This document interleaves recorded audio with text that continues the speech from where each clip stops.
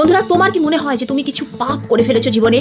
15 তারিখ আসছে পাপ মোচিনী একাদশী, নাম শুনেই বুঝতে পারছো যে কোনো পাপ যেটা আমরা গত জীবনে পাস্ট লাইফে বা এই লাইফে আমাদের দ্বারা জেনে অজানে যদি আমরা করে ফেলে থাকি, তাহলে এই দিন হচ্ছে পাপকে মোচন করবার দিন। কি করবে? একটা থালা নেবে, তার মধ্যে হলুদ দিয়ে ওম চিহ্নটা লিখে দেবে। ওমের যে ওপরের জায়গাটা সেখানে কিছুটা অক্ষত চাল রেখে দেবে। একটা ঘিয়ের প্রদীপ ওই ওমের ওপরে বসিয়ে দেবে এবং 15 তারিখ তোমার মনের যে ইচ্ছেটা, যতক্ষণ প্রদীপটা জ্বলবে ততক্ষণ তুমি তোমার প্রেজেন্ট টেন্সে সেই তোমার মনের ইচ্ছেটা বলতে থাকো। যেমন, আমি চাকরি পেয়ে গেছি, আমি ওর সাথে খুব ভালো আছি, লাইক দ্যাট।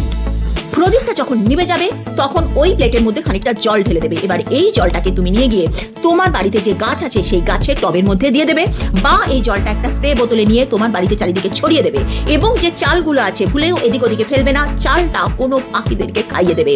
যদি পাখিরা খায় তাহলে অত্যন্ত ভালো, তোমার পাপ কিন্তু মোচন হবে। দেখো, আমরা যতই অস্বীকার করি না কেন, তুমি আমরা প্রত্যেকে কিন্তু প্রত্যেক দিন কিছু না কিছু পাপ করে ফেলি। তাই বিশ্বাস নিয়ে এই রেমেডিটা 15 তারিখ পাপমোচী একাদশীর দিন করে দেখো, 100% তোমার কাজ কিন্তু হবেই। যদি মনে করো এই রেমেডিটা করবে, তাহলে কমেন্ট সেকশনে রিমুভ কর্মা এই কথাটা অবশ্যই লিখতে হবে।